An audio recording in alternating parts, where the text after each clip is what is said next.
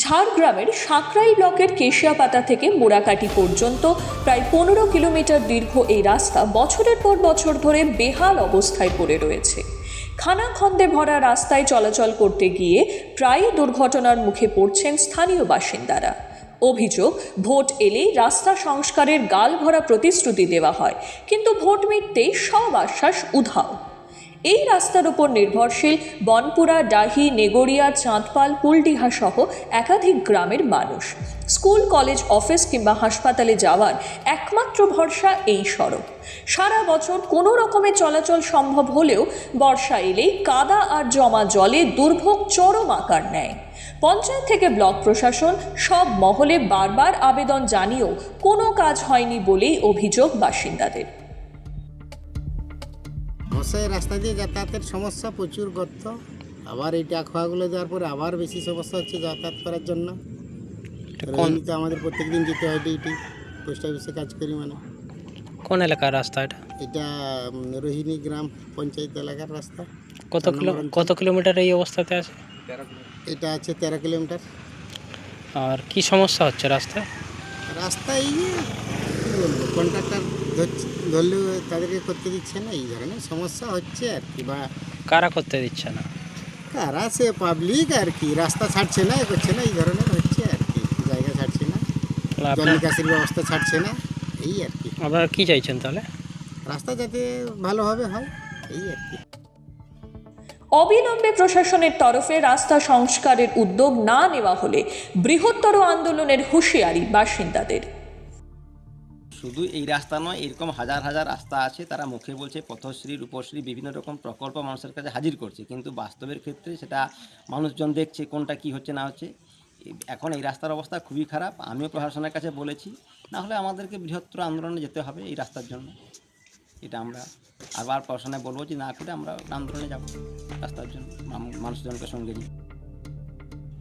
অন্যদিকে রাস্তার বেহাল দশা নিয়ে তুঙ্গে শাসক বিরোধী রাজনৈতিক তরজা। তো প্রায় 5-7 বছর হয়ে গেল রাস্তা মেরামত হয়নি। অনেকবারই বলার পরেও মেরামত হচ্ছে না। এখন তৃণমূলের সরকার চলছে, কোনো কারণে কোথাও কোনো শুনছে না, কোথাও বলছে ফান্ড নেই, আবার বলছে ব্লকে যখন বিডিও সাহেবকে বলা হচ্ছে উনি বলছেন এই রাস্তা এখনও কেন্দ্র সরকারের হাতেই আছে, এটা রাজ্য হাতে যায়নি এখনও নাকি, ওনারা ঠিক করতে পারবেন না। 7 বছর হয়ে গেল রাস্তা, 8 বছর হয়ে গেছে, এখনও যদি কেন্দ্র হাত থেকে রাজ্য না যায় সেটা ড্রাইভার গ্রামবাসী নেবে। এই যে 15 কিলোমিটার রাস্তায় প্রায়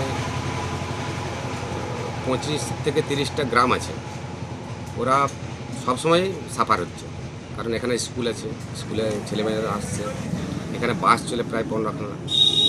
তারপরেও বৃষ্টির সময় এত কাদা আর গর্ত, সেগুলো কুয়া হয়ে গেছে। আগে পুকুর ছিল, এখন কুয়া হয়ে গেছিলো। তারপরে বলেছিল যে আমরা পুজোর আগে মেরামতি করে দেবো, কিন্তু পুজো পেরিয়ে গেছে। পরে দেখলাম কিছু ইট টুকরো ফেলে দিয়ে গেছে, তাও আবার ট্রাক্টরে ফেলে দিয়ে গেছে, লেবেল করেনি। এখন মানুষ এমার্জেন্সি কোনো রোগী হলে ওর উপর দিয়ে যাতায়াত করা সম্ভব না। ভিতর দিয়ে মোড়াকাটি পর্যন্ত যে রাস্তাটা, সে রাস্তাটা আমরা সমস্ত তার রাস্তার অ্যাপ্রুভেল জন্য আমরা জেলা প্রশাসনের কাছে পাঠিয়েছি।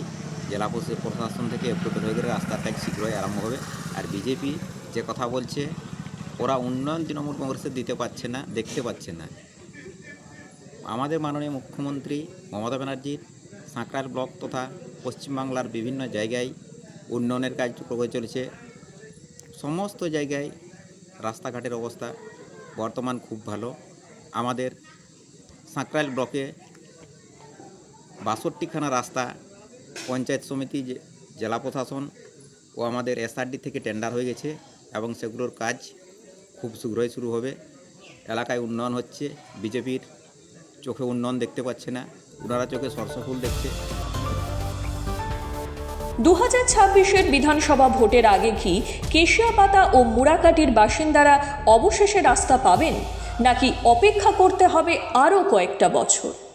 ঝাড়গ্রাম থেকে শঙ্কর বারিকের রিপোর্ট, এক্সপ্রেস নিউজ।